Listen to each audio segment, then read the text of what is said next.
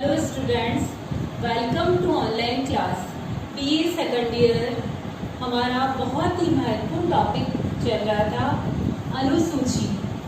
अनुसूची का अर्थ, विशेषताएं एवं प्रकारों का उल्लेख तथा साथ ही साथ उसका आकार या भौतिक पक्ष किस प्रकार का होना चाहिए, इसके बारे में हम अध्ययन कर चुके हैं। मैंने आपको पहले भी बताया था, प्रश्नावली और अनुसूची दोनों टॉपिक एक दूसरे से जुड़े हुए हैं और इससे संबंधित महत्वपूर्ण प्रश्न जो है वो भी आता है।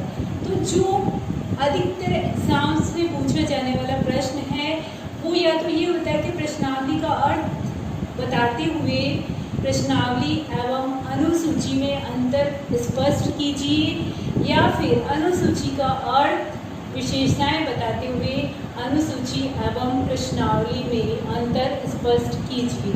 तो आज हम इसी महत्वपूर्ण प्रश्न का उत्तर जानने की कोशिश करेंगे कि जो प्रश्नावली हमने पढ़ी और हम अभी जो अनुसूची पढ़ रहे हैं उनमें ऐसी क्या समानताएं और अंतर है।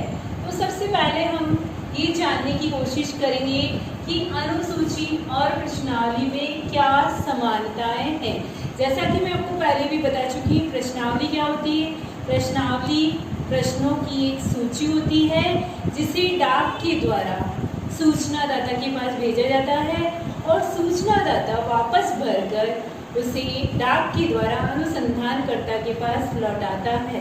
किंतु वो अनुसूची में ऐसा नहीं है। अनुसूची में अनुसंधानकर्ता स्वयं सूचनादाता के पास जाता है और सूचनादाता से अनुसूची में जिस क्रम से प्रश्न लिखे हुए होते हैं उन प्रश्नों को पूछकर वह हाथों हाथ उनके उत्तर बढ़ता जाता है।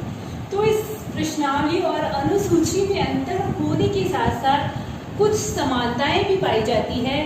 तो पहले हम उन समानताओं को देखने की कोशिश करेंगे कि प्रश्नावली एवं अनुसूची में क्या समानताएं पाई जाती है।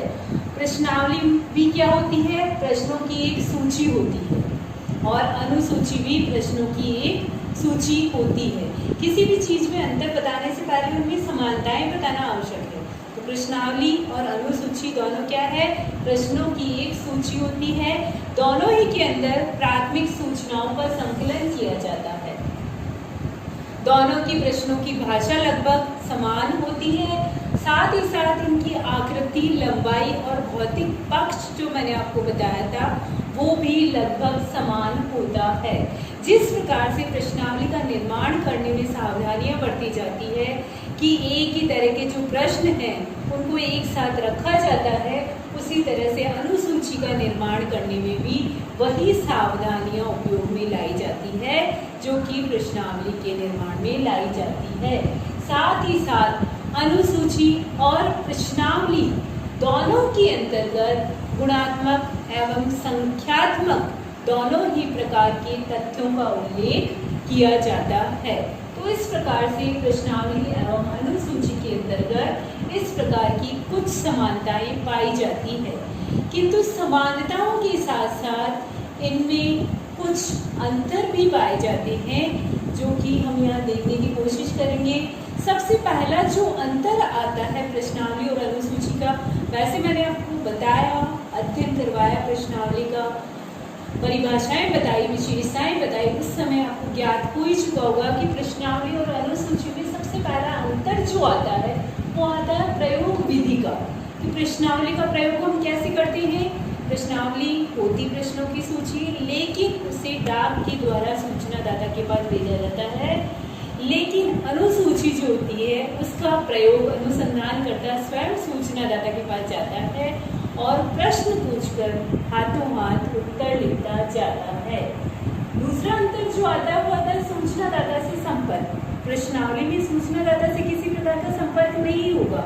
क्यों? क्योंकि प्रश्नावली जो है वो डाक के द्वारा भेजी जाएगी, किंतु अनुसूची में अनुसंधानकर्ता सूचनादाता से संपर्क स्थापित करता है, प्रश्न पूछता है और उत्तर लिखता है। जैसा कि मैंने आपको बताया था, प्रश्नावली का प्रयोग विस्तृत और बड़े फैले हुए क्षेत्र के लिए किया जाता है, जबकि अनुसूची का प्रयोग जो है छोटे क्षेत्र के लिए उपयोग किया जाता है। सूचना प्राप्ति का जहाँ तक सवाल है, प्रश्नावली से जो सूचना प्राप्ति होती है वह अनुसूची की बजाय कम प्राप्त होते हैं। अनुसूची में ये होता है हाथों हाथ प्रश्न पूछकर भरे जाते हैं, इसलिए सूचना प्राप्ति के चांसेस जो है अनुसूची में ज़्यादा होते हैं।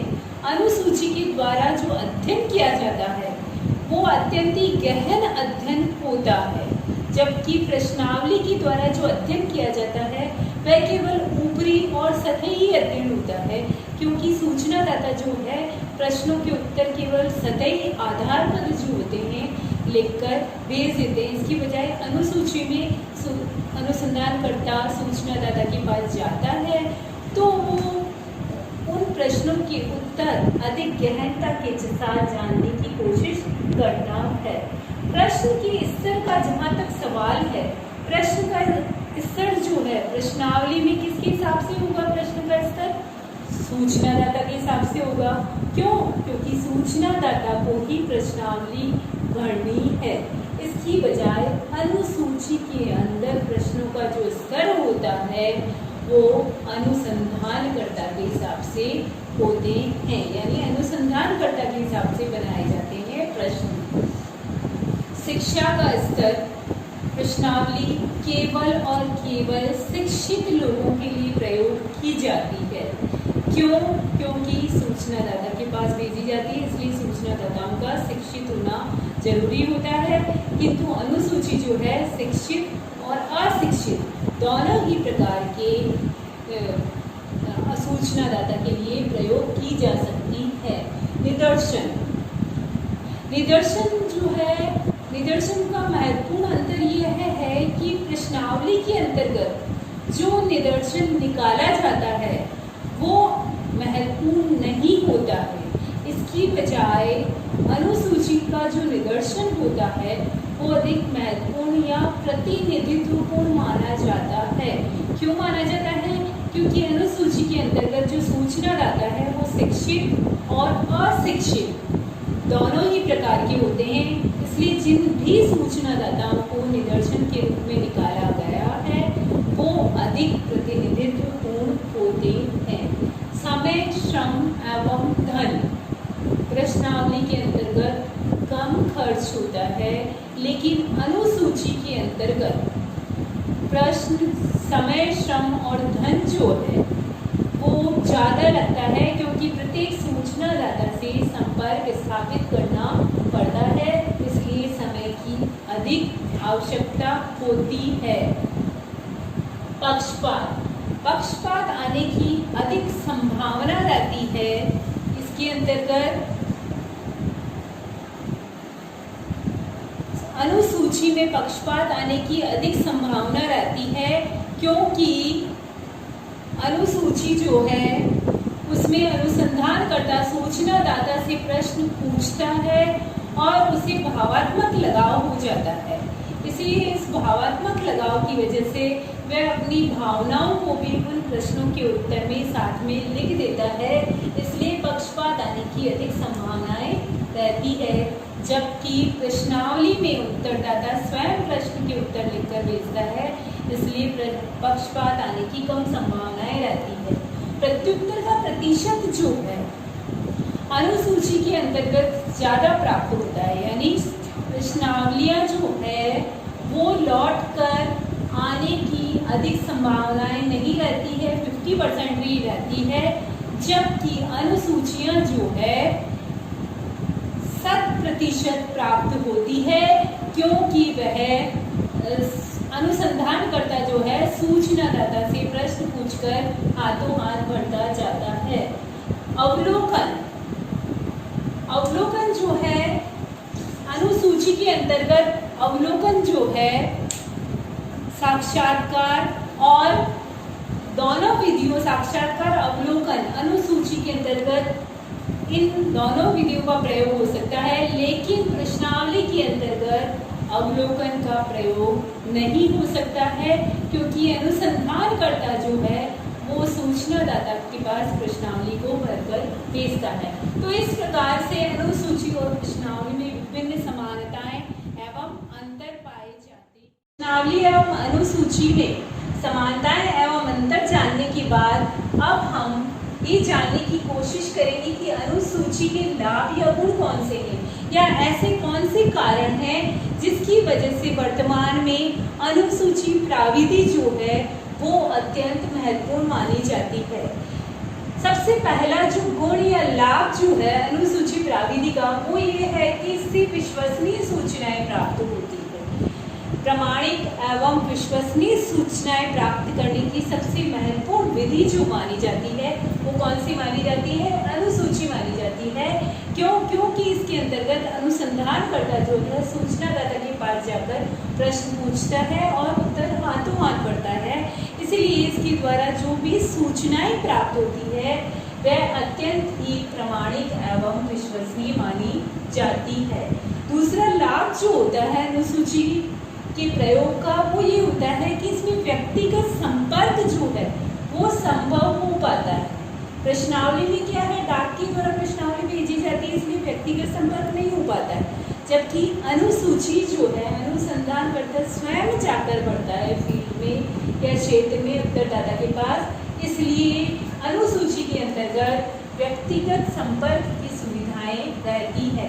साथ ही साथ अनुसूची के द्वारा सूचनाएं लिखने की भी सुविधा होती है। क्यों? क्योंकि क्षेत्र में जाना है अनुसंधानकर्ता को और प्रश्न पूछकर हाथों हाथ उन्हें लिखना है। अनुसूची के अंतर्गत अगला लाभ जो ये होता है उसमें अवलोकन संभव है। जैसे मैंने आपको स्टार्ट किया था अनुसूची टॉपिक, उस समय आपको बताया था कि अनुसूची के अंतर्गत प्रश्नावली, अवलोकन एवं साक्षात्कार, इन तीनों विधियों प्रश्नावली,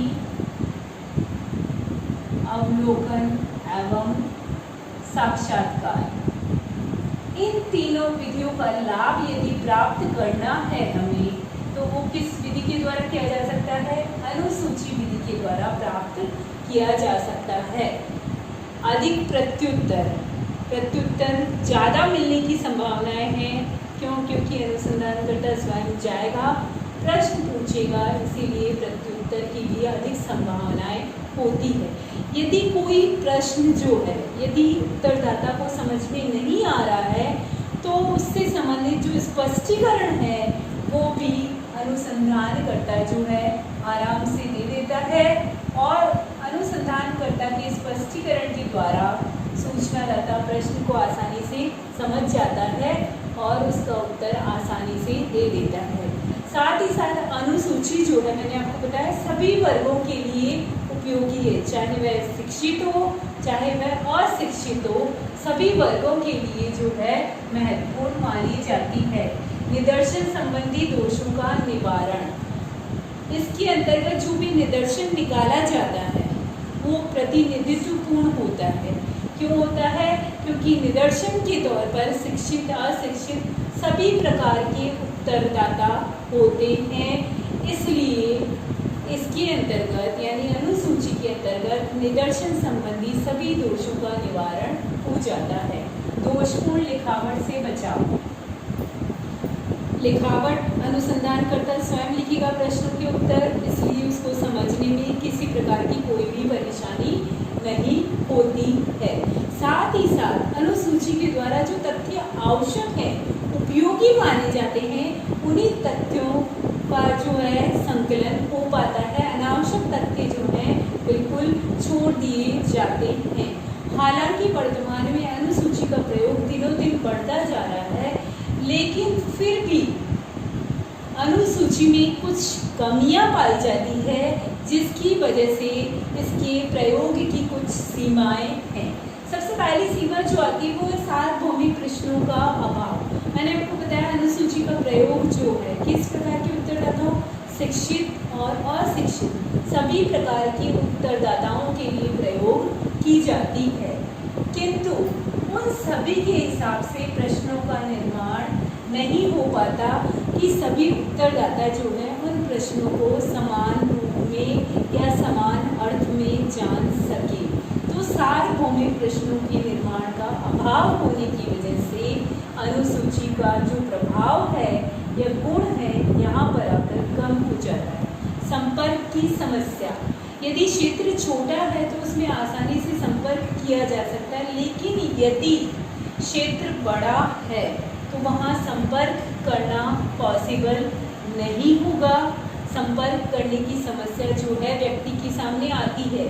साथ ही साथ ये होता है कि उत्तरदाता जो है, जिस समय अनुसंधानकर्ता चाहता है उस समय उत्तरदाता उनको मिल नहीं पाता है, तो उससे संपर्क स्थापित नहीं हो पाता है। तो ये भी एक महत्वपूर्ण समस्या मानी जाती है। साथ ही साथ अनुसूची में प्रत्येक व्यक्ति से, प्रत्येक उत्तरदाता से अनुसंधानकर्ता को जाकर मिलना पड़ता है, इसीलिए अधिक समय एवं धन की भी आवश्यकता होती है। बड़े क्षेत्र में अनुसूची का प्रयोग नहीं किया जा सकता। छोटे क्षेत्र या सीमित क्षेत्र के लिए ही अनुसूची जो है महत्वपूर्ण मानी जाती है। संगठनात्मक समस्याओं के अंतर्गत ये आता है कि अनुसूची का के द्वारा अध्ययन करने के लिए एक से अधिक अनुसंधानकर्ताओं, प्रशिक्षित कार्यकर्ताओं की आवश्यकता होती है।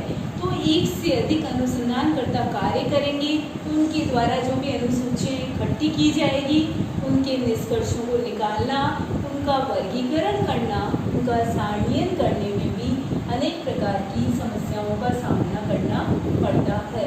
कभी कभी अनुसंधानकर्ता जो है उत्तरदाता से प्रश्न पूछते समय लापरवाही करता है कि वो क्या करता है कि जो उत्तरदाता उन प्रश्नों के जवाब दे रहा है, उन प्रश्नों के उत्तरों में अपने जो खुद की रुचि या खुद की राय होती है उनको भी मिलाकर वह उसके साथ लिख देता है।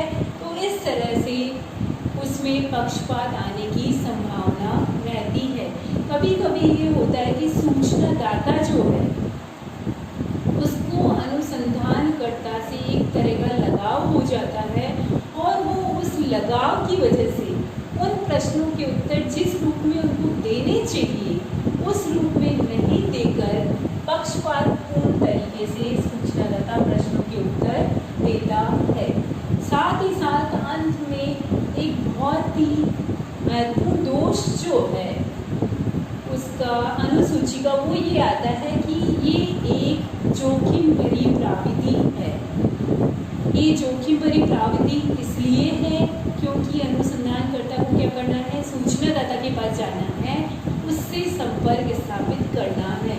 तो कभी कभी जब अनुसंधानकर्ता सूचनादाता से प्रश्न पूछता है और कभी कभी प्रश्न ऐसा होता है जो उसको मानसिक रूप से परेशान करता है उत्तरदाता को, तो उस समय उत्तरदाता जो है उग्र हो जाता है। कभी कभी ऐसा होता है कि अनुसंधानकर्ता और उत्तरदाता के बीच मारपीट भी हो जाती है, क्योंकि कभी कभी गहन प्रश्नों के उत्तर जानने की वजह से उन दोनों में आपस में बहस हो जाती है। तो इस रूप में अनुसूची प्रवृत्ति जो है कभी कभी जोखिमपूर्ण प्रवृत्ति भी बन जाती है। इतने दोषों या सीमाओं की होते हुए भी वर्तमान में अनुसूची का प्रयोग जो है दिनों दिन बढ़ता जा रहा है, क्योंकि अनुसंधानकर्ता जो है छोटे क्षेत्र के लिए जिस प्रविधि का प्रयोग करता है उनमें अनुसूची प्रवृत्ति जो है